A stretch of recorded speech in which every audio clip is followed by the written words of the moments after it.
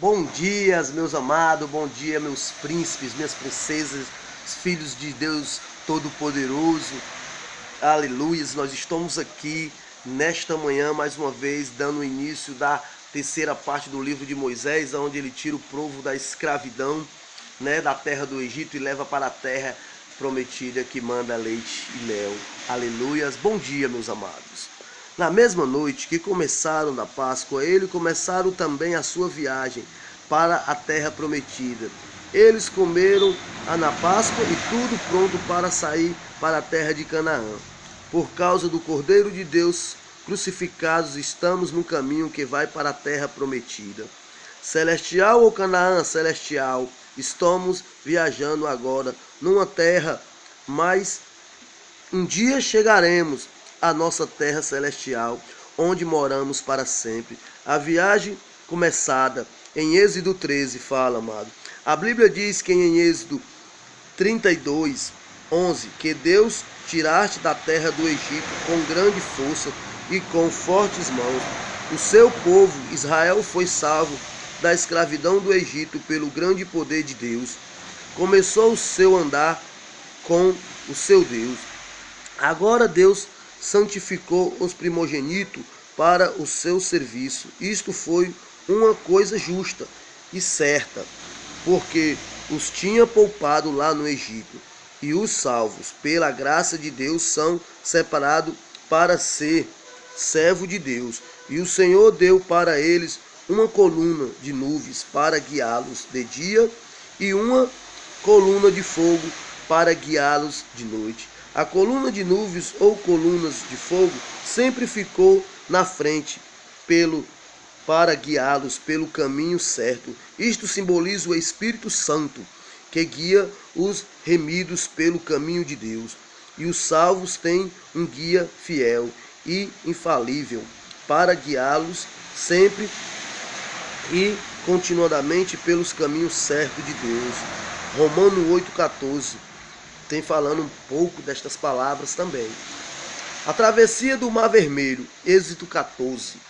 A coluna foi na frente deles, guiando-os pelos caminhos certos, mas nortes que não foi o caminho mais curto, nem direto para Canaã. Israel tinha na sua frente dificuldade para enfrentar os inimigos atrás deles. Para vencer é só seguir a coluna e o Espírito Santo pela fé e confiar em Deus para ser guiado pelo caminho certo, norte, que Deus guiou o povo para um lugar que ele soube que não tinha saída, e o mar e a frente, os inimigos atrás e o lado, montanhas e deserto. Eita Deus!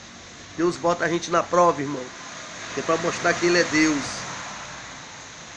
Não tinha para onde correr, senão o Senhor, mas este era o propósito dele. Deus ia mostrar ao seu povo, mais uma vez, aleluias, glória a Deus, que é só ele que pode vencer os inimigos e dificuldades. Também se glorificou pela destruição dos seus inimigos. Deus ainda fez isto com os seus povos. Aleluias. Glória, louvado seja Deus. Claro que se confiais pelas destruições dos seus inimigos, Deus ainda fez isto com os seus povos. Claro que se confiais nele, porque ele sabe que está fazendo vai nos ensinar muitas coisas e que faz parte de nossos crescimento na hora certa. Deus deu a vitória ao seu povo e completamente destruiu os seus inimigos e dificuldades. Todos sabiam, depois que foi Deus que fez, foi ele que abriu o mar, deixou o seu povo passar, e sem nem sujar os seus pés, mas no mesmo mar afogou os egípcios. Observe também que a travessia do Mar Vermelho simboliza o batismo do remido. Aleluias. E o primeiro passo do salvar depois da sua redenção. Aleluia, Jesus. Do Mar Vermelho para o monte de Sinai. Logo depois da grande vitória realizada por Deus, o seu povo cantou louvores por gratidão a ele. Agora estava livre dos seus inimigos, da escravidão do Egito. A viagem continuou, mas não sem provas. Viagens ao deserto do sul, onde não tinha água para beber. Tudo fica difícil na viagem cristã terrestre, então rápido que o povo de Deus se esqueceu do seu poder para a providência e necessária e começaram a reclamar e murmurar. Deus não gosta de quem murmura, irmão. Complicado. Mas uma vez Deus resolveu a situação e difícil, o seu povo estava começando a falhar na prova dada por ele.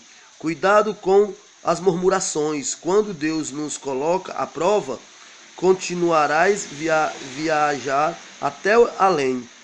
Além foi um oásis e no meio do deserto na vida. Estas bênçãos veio só depois de passar pela prova desafiadora.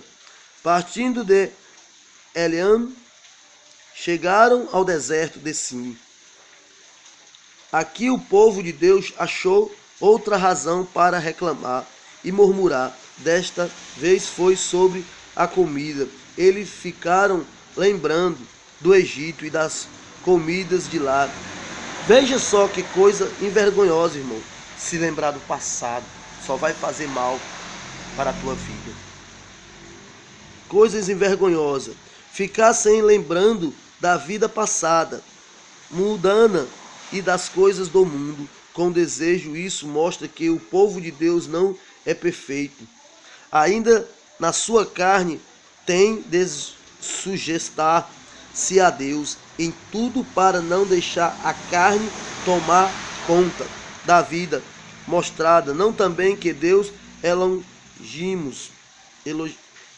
longismos com o seu povo, porque mais uma vez supriu as suas necessidades, apesar de murmurações, como o maná e as condôrnias.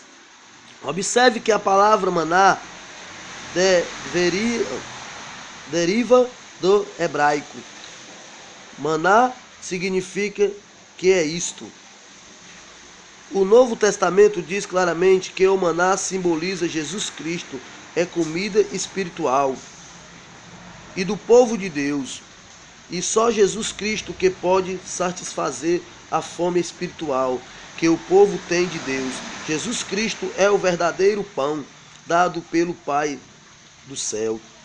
Os israelitas chegaram em Refidim e começaram a reclamar logo pela terceira vez.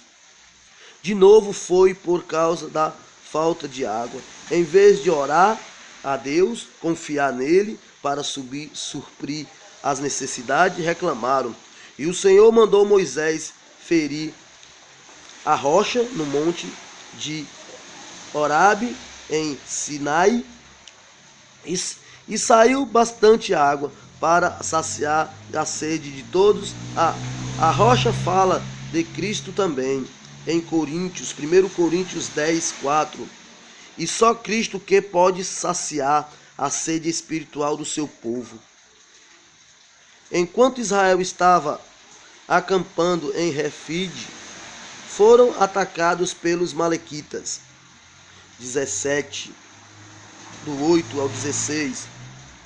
E tinha de lutar pela primeira vez depois de saíres do Egito.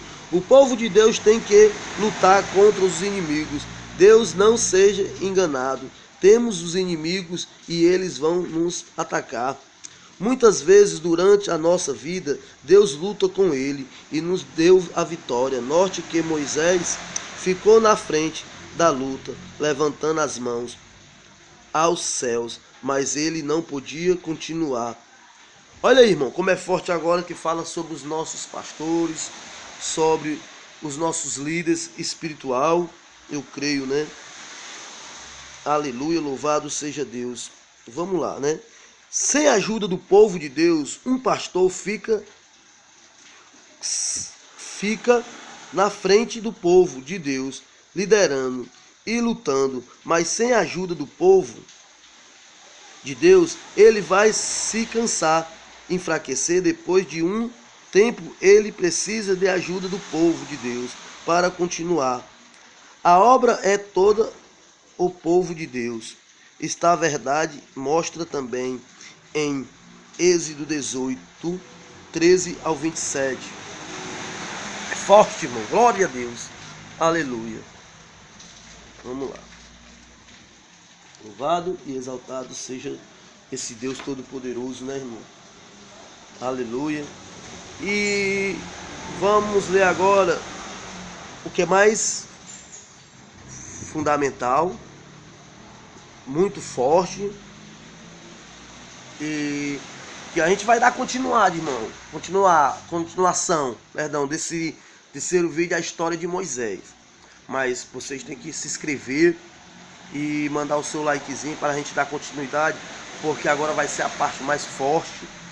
Divulgue para os seus amigos, mande para eles, Roberto, amigos de rua, e manda eles mandar o likezinho dele lá. Não tanto mandar o like, mas sim escutar algo da parte de Deus, escutar esta mensagem. Eu vou aqui, que nós vamos dar continuidade nessa parte, e vai ser forte, porque essa parte fala os 10 mandamentos, né? Que é o primeiro são os mandamentos de Moisés, aleluia, né? Que fica no 20, né?